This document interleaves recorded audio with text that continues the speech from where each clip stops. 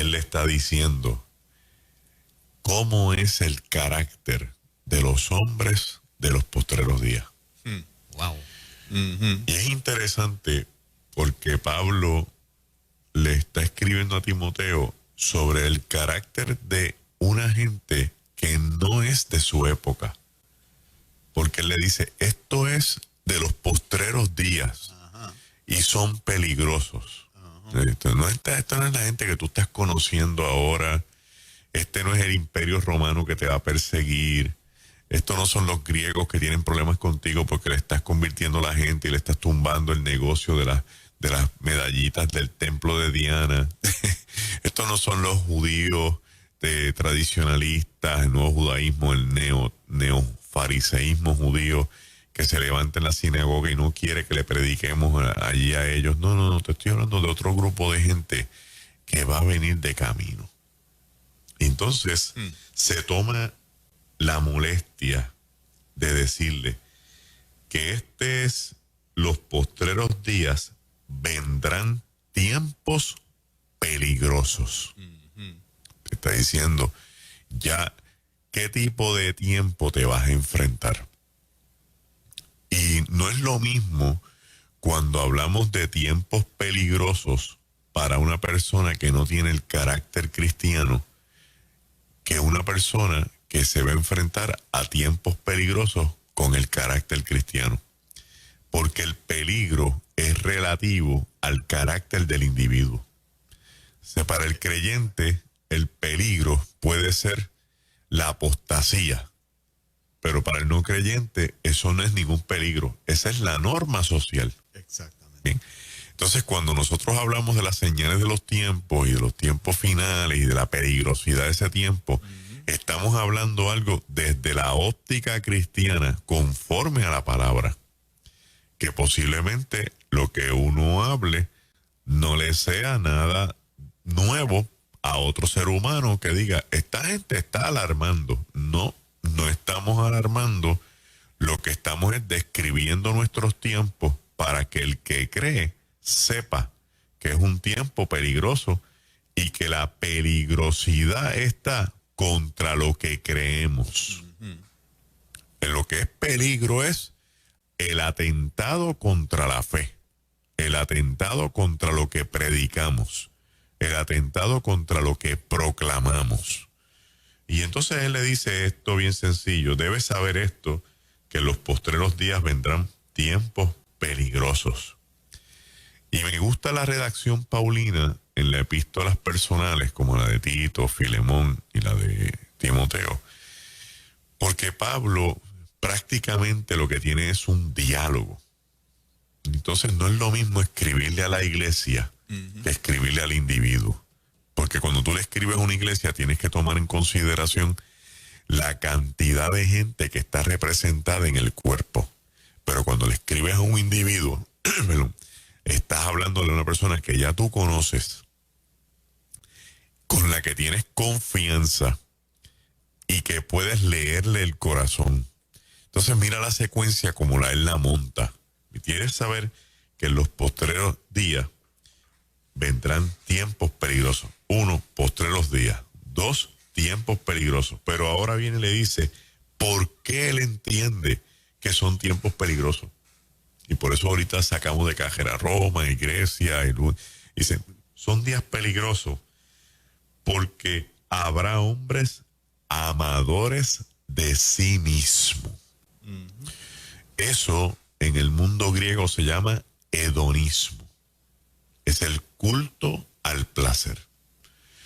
Cuando una persona pierde de perspectiva que su vida está vinculada a la interacción saludable y sana con todos los demás que le rodean, y de ahí surge una mentalidad de que yo soy el centro, pone a los demás en una segunda escala, los denigra, los desmenuza, los devalúa, porque el importante soy yo.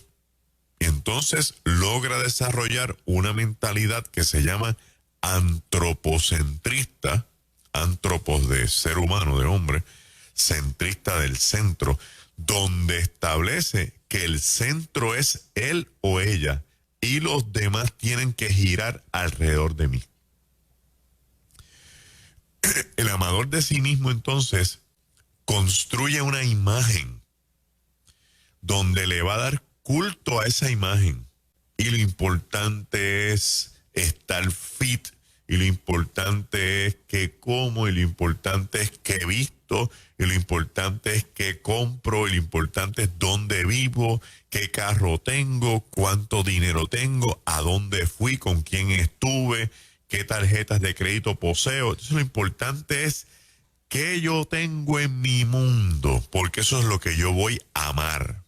Ese es el ídolo que está presente y que no es nada nuevo, porque ya Cristo en los evangelios le había dicho a la gente que tuvieran cuenta con la adoración a una deidad llamada Mamón, que es ese Dios de la riqueza, ese Dios que no es adorar a la riqueza, que es tratar de hacer ver la esencia de la riqueza para yo ser alguien. Y eso es el amador de sí mismo. Yo soy el importante. Yo me amo a mí mismo. Mira qué bien yo estoy. Entonces, no es lo mismo cuidarte. No es lo mismo que te respetes. No es lo mismo que te ames en el sano juicio de la palabra a que te idolatres. A que tú pretendas hacer creer que tu intelecto es lo más grande del mundo. Que tu personalidad es de acero y tu ego es de titanio.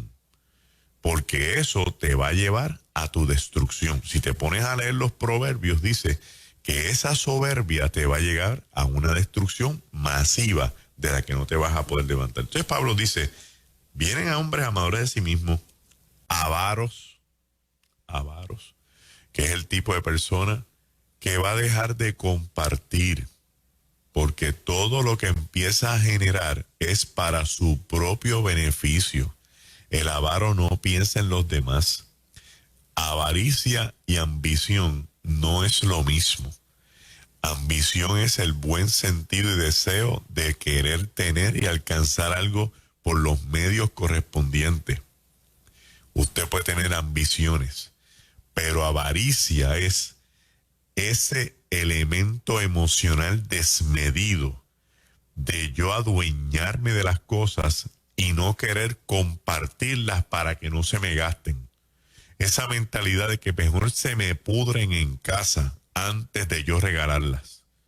Y dice que ese es el segundo tipo de personas que se va a encontrar. Los que son amadores de sí mismos, los que son avaros, los vanagloriosos y los soberbios. La vanagloria es una cosa bien mala.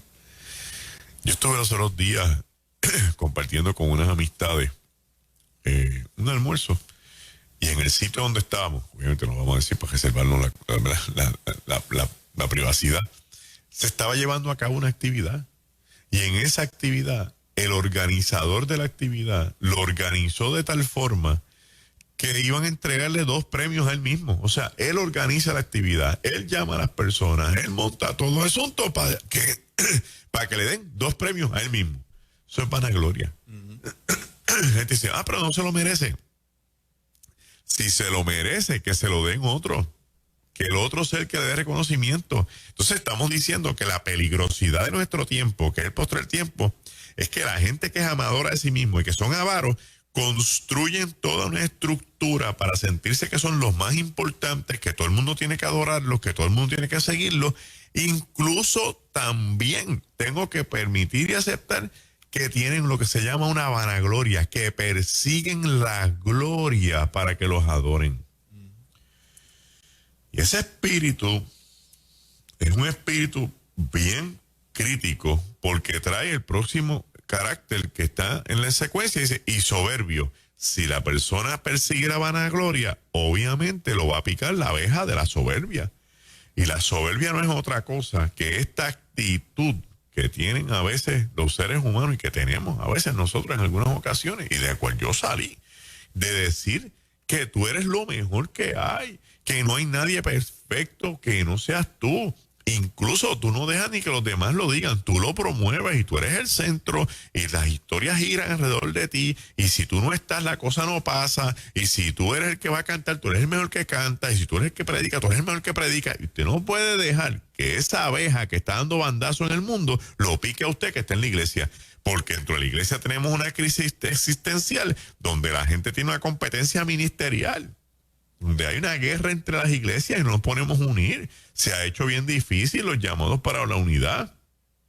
Y las controversias que surgen no son otro tipo de controversias que elementos humanos que no los hemos llevado a la cruz de Cristo. O sea, nos hemos convertido, pero nos hemos quedado con un resguardo emocional y de personalidad para nosotros, porque creemos que eso es lo que nos define. Si usted está en Cristo, lo que te define es Cristo, no te define tus actitudes.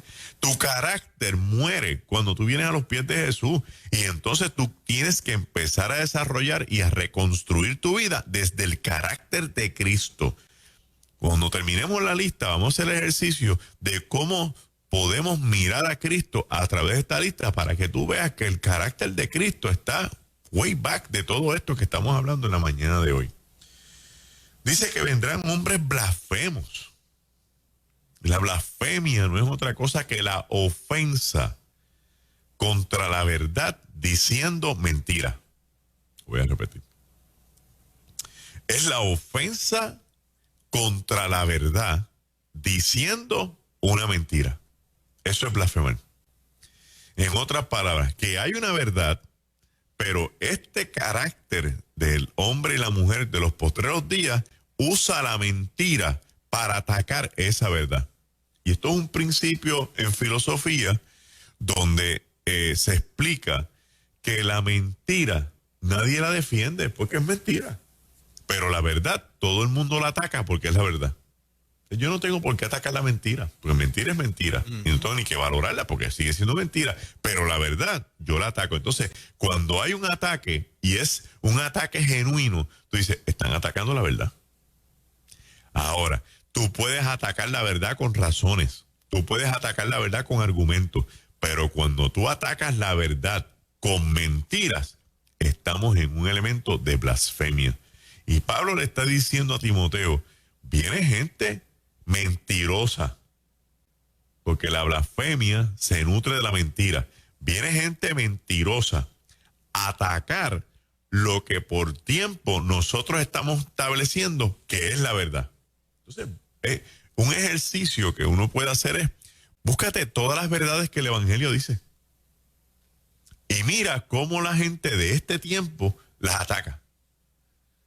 Nosotros creemos en Dios. Dios no existe. Nosotros decimos que Cristo viene. Cristo no viene. Cristo ya vino. Nosotros pensamos que la iglesia se va en un arrebatamiento. Eso es una historia inventada. Es una doctrina inventada de escapismo. Fíjate cómo los ataques. Decimos que la Biblia es el libro sagrado. Eso no es cierto. Es un libro más. Es un libro más. Escrito por hombre. Y tú sigues mirándolas para que veas cómo entonces los ataques vienen. Y dices, no, pero esos son los argumentos. Bueno, es un argumento tuyo que para mí es mentira. De hecho, te pregunto, para que constituya blasfemia en el contexto de cómo la Biblia lo define, tiene que ser la negación de la verdad de Dios, de Cristo. Sí. Para que constituya que sea blasfemia contra Dios, tiene que ser una negación de Dios. De Dios. De Cristo o de su mensaje. Y entonces ahí está, ya está en la blasfemia.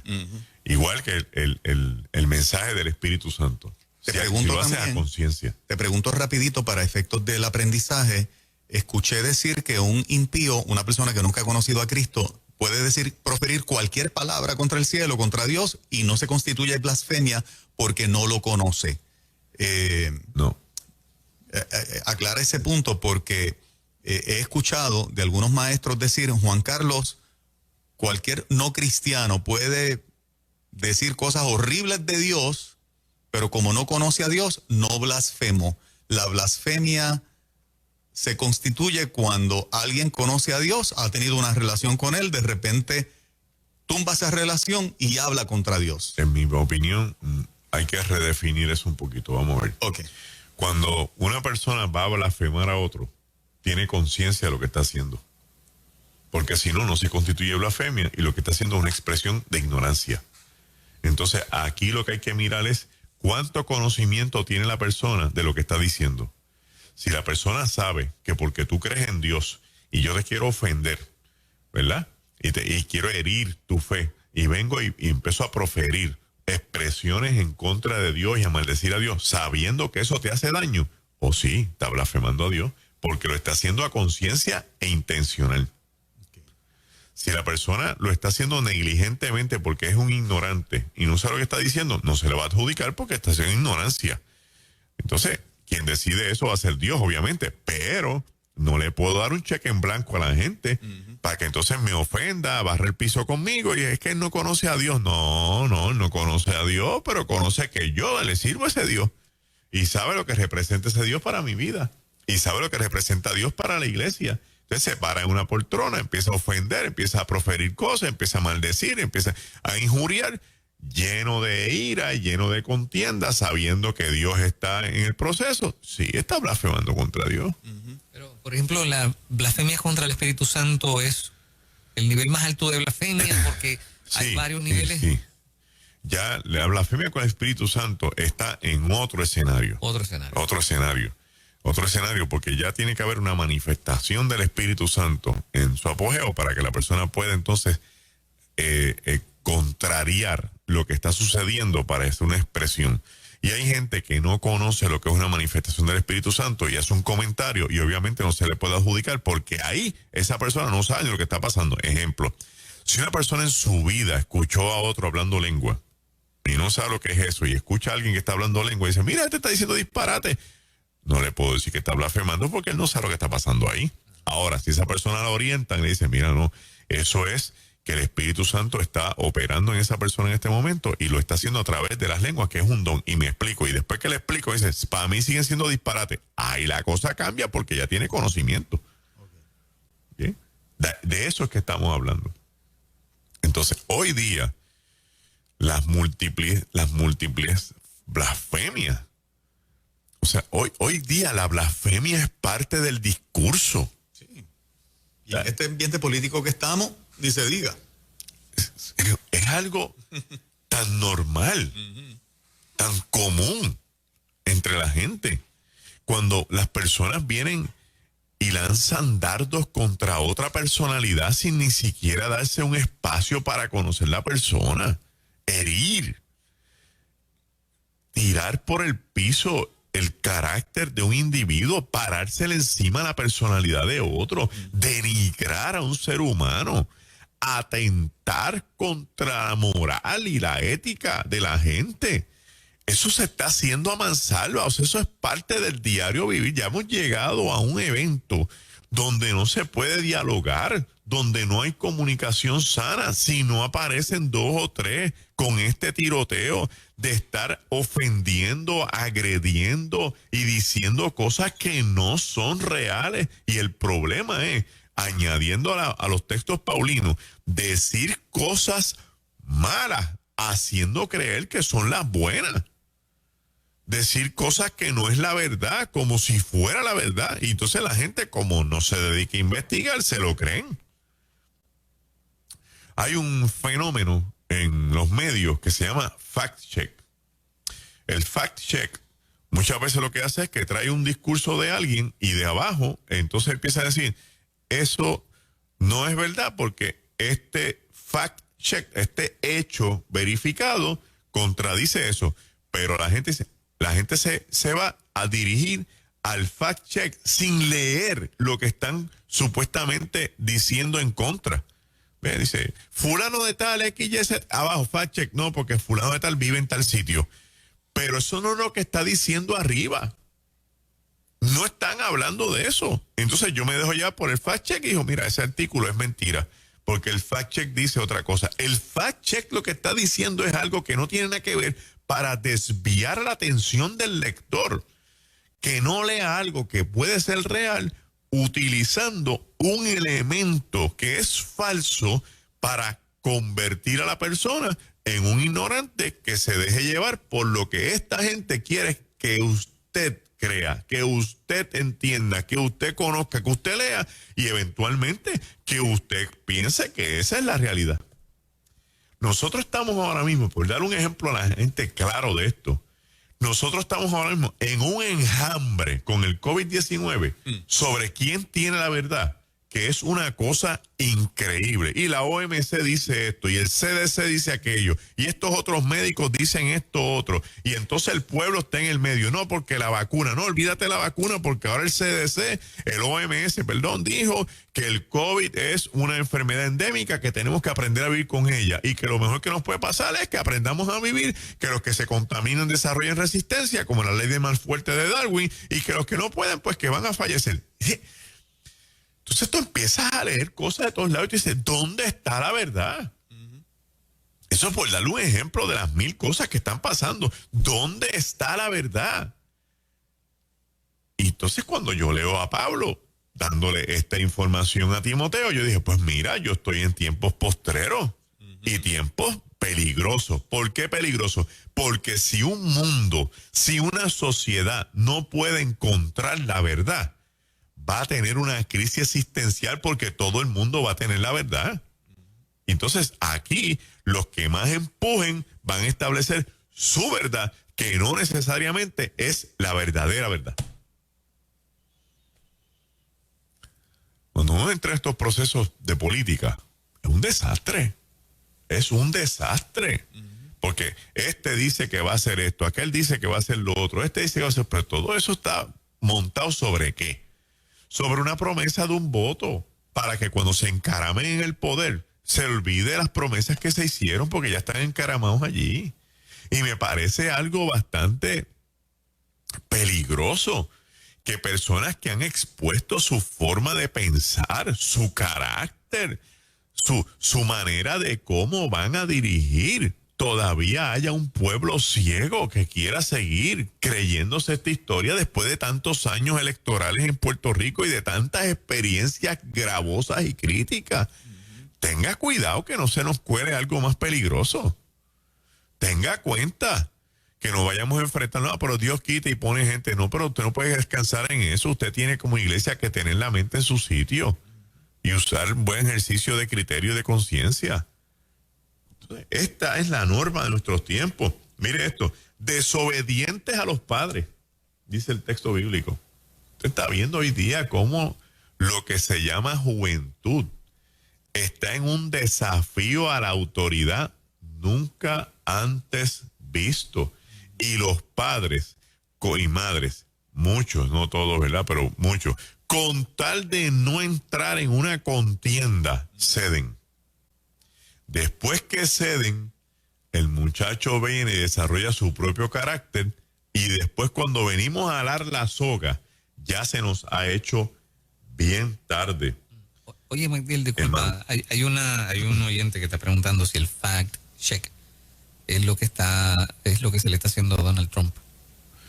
A él sí, y se le está haciendo, por ejemplo, a todas las expresiones que tengan que ver con moral, con ética, con la fe cristiana. ¿Sí? Todo lo que establece un fundamento de base religiosa, ética, moral, es eso. A Donald Trump le han hecho fact check, a Biden le ha hecho fact check, o sea, porque cada lado le hace fact check al otro. Pero sí, de eso estamos hablando. ¿Sí? También, por ejemplo, cuando se habla del COVID, o hay un ataque contra la Organización Mundial de la Salud o contra el CDC, se hace fact-check también. Okay. Cuando se le tira, por ejemplo, yo lo vi mucho cuando se le estaba tirando mucho a Bill Gates, se hacía mucho fact-check para defenderlo, para desviar las atenciones. Entonces decir, no, él es un mero inversionista, ¿no? Un mero inversionista es una persona que deposita dinero en la bolsa de valores y se olvida de para dónde va su dinero. Él es más que un inversionista, porque él está detrás del proyecto para hacerse más multimillonario. Dice que también que en los postreros días de tiempos peligrosos, esto es, habrá gente ingrata, impíos, sin afecto natural, implacables, calumniadores, intemperantes, crueles, aborrecedores de lo bueno, traidores, impetuosos, infatuos, amadores de los deleites más que de Dios. Tendrán apariencia de piedad, pero negarán la eficacia de ella. A estos evita. Esto es. Y de toda esa lista, por lo menos, sin afecto natural. Iba a preguntar, sí, ¿qué es eso? Las emociones del ser humano son naturales. O sea, tú naces con una serie de emociones. Vienes con el package. Lo que es la tristeza, la alegría, el deseo de sentir, el afecto, todo eso. Tú vienes con un package para desarrollarlo. Debido a la frialdad con la que la sociedad se va manejando, el individuo va dejando de un lado la capacidad de desarrollar todo eso con lo que nació. Wow, okay. Entonces, si tenemos una sociedad que va dirigida a la insensibilidad, vamos a poner un ejemplo más real. Si vamos a una sociedad dirigida a la búsqueda final del placer, no importa cuánto tú ames, tú quieres placer.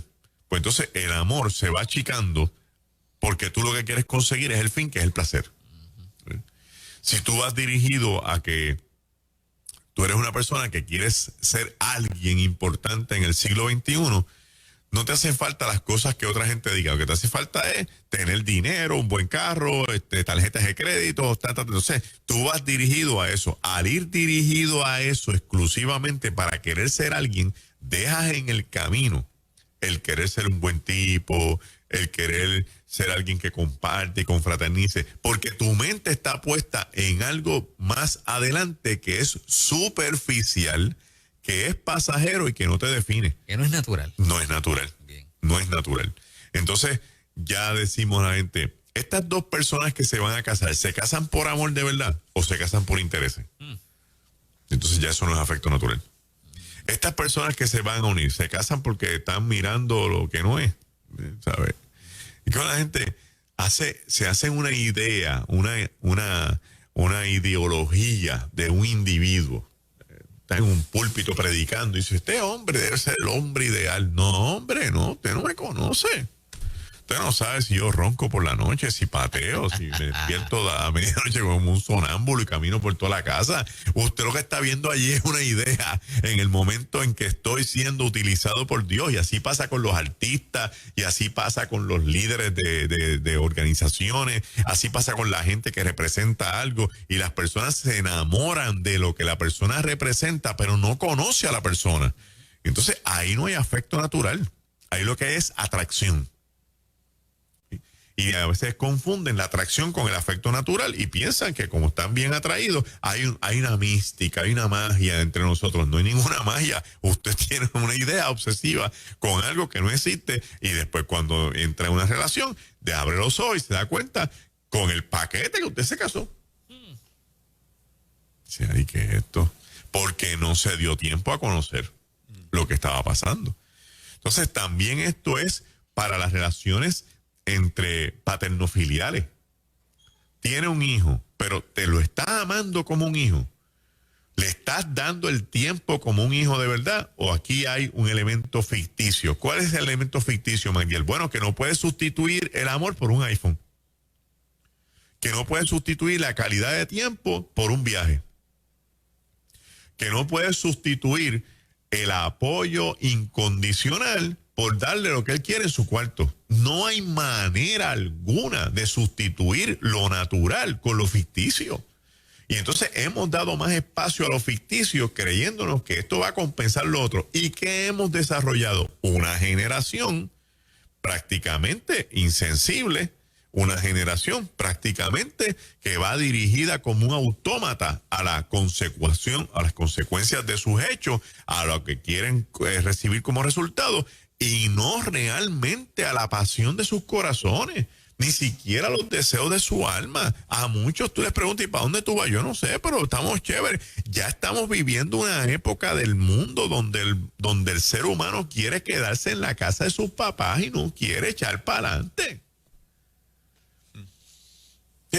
Este tiempo que nos está midiendo de esa forma nos está mandando una señal. Y la señal que nos está diciendo es, lo que por mucho tiempo se ha establecido como bueno, como ameno, funcional, ahora está siendo mirado con una lupa para atacarlo y desmantelarlo. ¿Por qué? Porque los tiempos están cambiando. Bueno, pues tiempos están cambiando, pero porque los tiempos cambian, yo no tengo por qué cambiar mi mentalidad, ni cambiar mi actitud, ni cambiar mi carácter, ni mi personalidad. Yo puedo seguir siendo el mismo individuo efectivo, bueno, ameno, lleno de Dios, a pesar de que los tiempos cambien. La Biblia está llena de ejemplos de gente que vivió en tiempos que cambiaron y siguieron siendo los mismos. Noé no cambió porque su sociedad cambió. Noé siguió siendo el mismo individuo con el mismo carácter de Dios. Enoc siguió siendo el mismo individuo a pesar de su sociedad cambiaba. Abraham siguió siendo el hombre que quiso ser después que Dios lo trajo a la tierra prometida. O sea, José siguió siendo José a pesar del mercado de esclavos. Los jóvenes hebreos que los metieron en el horno de fuego siguieron siendo los jóvenes hebreos fieles al Señor, que no se quisieron comer la comida del emperador. O sea, usted tiene que desarrollar un carácter íntegro a la misma mentalidad del carácter de Cristo para que pueda prevalecer en un mundo que está empezando a colapsar desde la perspectiva emocional y racional, que es la plataforma que estamos evaluando en la mañana de hoy. Dice intemperantes. ¿Sabes qué es eso, verdad? El concepto road rage. Intemperantes. Que no pueden controlar su temperamento. Wow. Que no hay manera de que puedan tener un poco de tolerancia, de que no puedan manejar el elemento de los espacios, de que estén pensando de que si alguien se me cuela, me está robando algo de mí y yo tengo que acelerar el carro y tocarle 40 veces la bocina para que respete. Es una cosa bien crítica. Yo veo a nuestro Puerto Rico y me pregunto, ¿a dónde vamos? ¿Hacia dónde vamos nosotros como pueblo? Donde la gente no se pueden llevar si no es criticándose y hablándose. No sé si vieron recientemente un video de un vuelo que llegaba a Puerto Rico que se formó una escaramuza y arrestaron unas cuantas personas porque una señora estaba en el avión y no se callaba y criticaba y la gente decía, mire señora, por favor, y se formó el revolú, se agarraron por los pelos, por las cabezas, se dieron de pasta y queso y te dice, esta es la sociedad civilizada. Yo les digo de verdad, yo soy fanático de los documentales de National Geographic, especialmente los que tienen que ver con los animales. A mí me llama la atención, yo soy bastante estudioso de la naturaleza, a mí me llama la atención el orden de las abejas montando un panel. Es una cosa maravillosa. Una ingeniería perfecta. No, hermano. O sea, la organización estructural primero del panel por individuo, como se conoce. Y después la organización de trabajo para la funcionalidad y la sobrevivencia de ese panel. Toda una sociedad organizada. Es una sociedad organizada. ¿A dónde fueron esas abejas a estudiar? ¿Cómo es que esas abejas dieron el palo de cómo llegaron a ese nivel? Increíble. Increíble. ¿Cómo destinan unos panales para las crías, otros para almacenar miel? Que siempre va a haber miel. ¿Cómo algunas van a guardar la casa? O sea, hacer protectora. La seguridad, ¿no? La seguridad. Las obreras.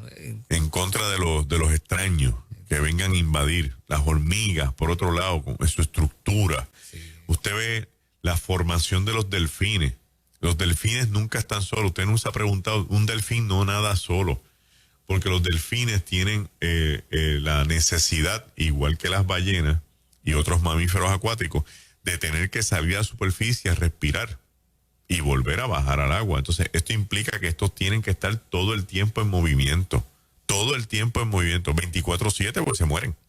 Entonces, cuando un delfín colapsa por espasmos musculares, 2 delfines salen de donde están brincoteando y se van debajo de ese delfín, se meten por las aletas y lo suben a la superficie para que pueda respirar. Cuando esos 2 delfines necesitan oxígeno, lo sueltan y vienen 2 más y lo agarran. Si en 24 horas ese delfín no se mejora, ellos lo van a ir llevando hasta la orilla. Y por eso los delfines mueren en las orillas.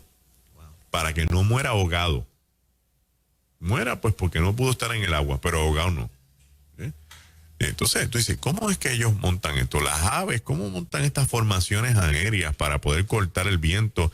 Donde entonces el que va al frente lleva la voz cantante de el aleteo de la forma de V para cortar el viento, para que vaya siendo efectivo para los que vienen detrás. Y cómo el de atrás se da cuenta que el de al frente va bajando el paso y empieza a gritarle desde atrás, mira, estás reduciendo el paso, salte para que venga el otro, y se sustituyen para que se vaya a lo último, vaya cómodo. ¿Y qué me dice de la confección de los nidos? No, muchacho, yo tengo una teoría con eso. Extraordinario. Entre tantos pichones que hay, ¿cómo esta pichona sabe que este pichón que la pisó ahora ya va a tener polluelos de él? Wow. ¿Cómo se hablan para que juntos, porque son los dos, monten el nido? Entonces, bueno, como ella le dice, mira, estoy preñada, tengo que montar el nido. Ayúdame. Ponte para tu número. O sea, no, vamos a empezar a buscar pajas ahora. Entonces montan el nido y esas aves donde crecen, ellas van a volver ahí. Los chiquitos que se nacieron ahí van a volver ahí. Y ahí van. Por eso es que el nido se hace en el mismo sitio. Y vuelven y hacen, cuando son adultos, hacen un nido donde ellos crecieron y nacieron. Entonces los seres humanos, dice Pablo, no. Los postreros días, tiempos peligrosos. Porque los seres humanos que vas a conocer son intemperamentales.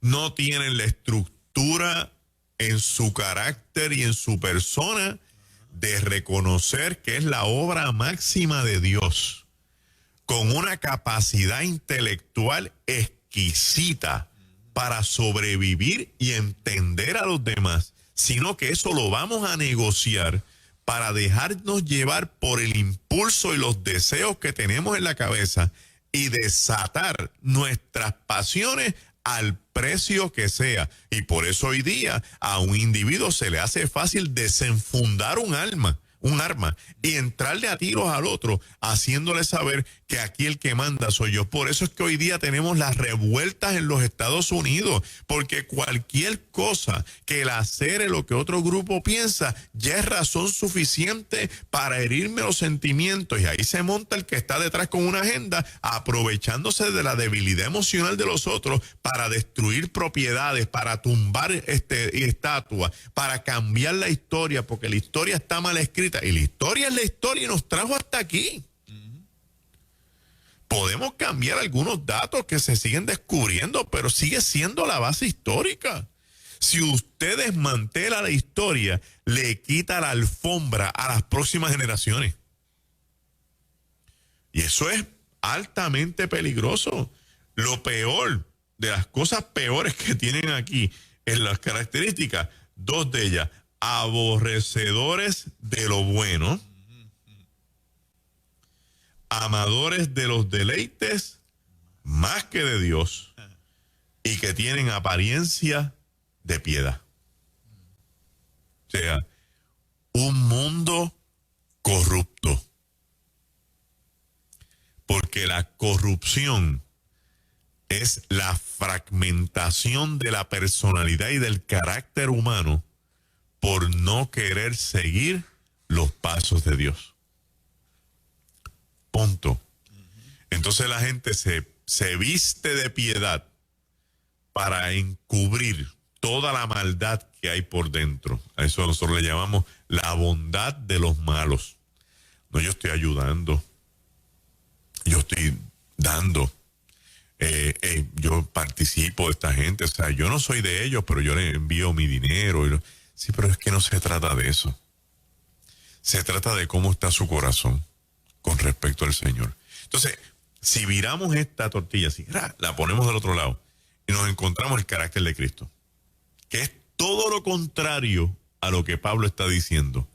Y con eso yo quiero que usted escuche esta parte final de este segmento, porque no hemos hablado, lo que hemos hablado hasta ahora es de lo que vamos a enfrentar en este tiempo. Lo que estamos enfrentando en este tiempo, porque este tiempo es tiempos postreros. Estos son tiempos postreros. No le busque más vueltas, de verdad y sinceramente, que pueden durar 5 años, 10 años. Yo creo que no llega allá. Pero bueno, son postreros porque no puede haber una crisis social más grande que la que estamos viviendo. Si hay una crisis social más grande de la que estamos viviendo, estaríamos viviendo un mundo gobernado con la estructura tipo Sodoma y Gomorra. Eso que deberá ser lo que viene de camino. Pero este es el postrer tiempo, de verdad. Es que el mundo ha avanzado, que la ciencia tiene conocimiento, pero seguimos denigrándonos como seres humanos, seguimos deteriorándonos como sociedad, seguimos menospreciando la vida. Si usted se pone a ver lo que está pasando por todos los medios, de una madre trayendo a una niña de 8 años para que le explique a la gente en un Facebook Live, según esta niña, lo que es el aborto. Y la niña dice, el aborto es el derecho de la mujer decidir con su cuerpo lo que ella quiera hacer. 8 años de edad. Un sistema donde por tantos años Barbie fue el modelo de la muñeca específica que todo el mundo quería en Estados Unidos, y ya viene con la barriga abierta y un bebé para que la niña practique lo que es sacarle el bebé. Insólito. Y usted me está diciendo a mí que eso está bien, que estamos bien, cuando hay un grave menosprecio por la vida. Exactamente. Entonces, este es el mundo que nos ha tocado vivir. Y la iglesia tiene que ser la antítesis de esa tesis. Exactamente. ¿Qué tiene que tener la iglesia para prevalecer en el mundo en el que nos ha tocado vivir con todas estas señales que estamos viviendo? Pues tiene que tener el carácter de Cristo. Y la única forma de tener el carácter de Cristo, ¿sabe qué? Que usted se meta con el Espíritu Santo de Dios, que usted le permita a Dios que le gobierne su vida. Pero si la iglesia saca el Espíritu Santo del templo, ¿cómo va a tener el Espíritu de Dios dentro de ellos? ¿Y cómo vamos a tener el Espíritu Santo si ahora lo estamos hasta menospreciando, diciendo que esto es una fuerza, es una energía, es una sensación, es una emoción? El Espíritu Santo es la esencia de Dios operando en el creyente. Es esa voz que Cristo le dijo a sus discípulos, los va a guiar a toda verdad, toda justicia, que es a esa voz es la que me da a decir a mí, Magdiel, no hagas eso es soberbia. Magdiel, no hagas eso es blasfemia. Magdiel, no hagas eso es desobediencia. Magdiel, no hagas eso va contra el temperamento. Magdiel, economízate esto y desarrolla los frutos del Espíritu. Usted y yo tenemos la mejor herramienta para el tiempo que nos ha tocado vivir, llenarnos del Espíritu de Dios para hacer las cosas de conformidad con la conciencia que el Espíritu nos tiene. Usa tu conciencia, llénate del Espíritu de Dios y no seas un número más dentro de los hombres y las mujeres del final de los tiempos, sino sea un hombre y una mujer de Cristo que contrarreste lo que el mundo quiere echar hacia adelante. Te invito a que te llenes de él, porque estos tiempos lo va a definir la gente que tenga el carácter de Cristo. Que Dios te bendiga. Señales de los tiempos. Poderosísimo. Así es. Me encanta cuando la Escritura añade el verso, y nosotros tenemos la mente de Cristo. No hace falta más nada. Wow. ¿Verdad? Pensar como Cristo. Analizar como Cristo. Ponerse en el lugar de Cristo. ¿Qué haría Cristo en este lugar, en esta situación que se encuentra? O sea, ese es un análisis que te desmantela tu carácter. O sea, yo en mi lugar le hubiera dado 4 cosas, pero Cristo me dice, no, porque tú tienes la mente mía, y yo lo que le daría a esta persona es compasión porque está enfermo. Entonces, perdónalo y sigue caminando. Exacto. De eso estamos hablando. Palabra poderosa. Nosotros tenemos absolutamente de todo en este programa, y por eso tú eres parte de esta audiencia fiel de esta emisora. Agradecemos que siempre estés conectadito a nosotros por las multiplataformas que estamos ahora. Añadimos el canal 25.1 en la parte oeste. No tienes Liberty en la parte oeste y quieres ver lo que nosotros hacemos aquí, dale un scan a tu televisor. Mayagüez, Cabo Rojo, Hormigueros, Aguada, Aguadilla, Moca, Lares, Maricao, Las Marías, San Germán, Lajas, Aguadilla. Nos puedes ver por aire. Y prontito estamos haciendo las gestiones para que nos veas por aire acá, en el área metropolitana también. Nos va a coger algunos mesecitos, pero estamos trabajando con eso. Magdiel, bendiciones. El Galileo. Elgalileo.org, magdielnarvaez.com, y eventualmente ya en estos días el curso nuestro de consejería pastoral y el curso de tanatología. Te voy a conseguir en magdielnarvaez.com, y ahí está la información de los 2 cursos. Gracias, Magdiel. Nos vamos con este tema que se llama Pronto Vendrá, de un tal Tito Lara. Ay, me diste en las costillas ahí, duro. Vamos a ver, vamos a ver. Aquí va. Pronto vendrá ese día.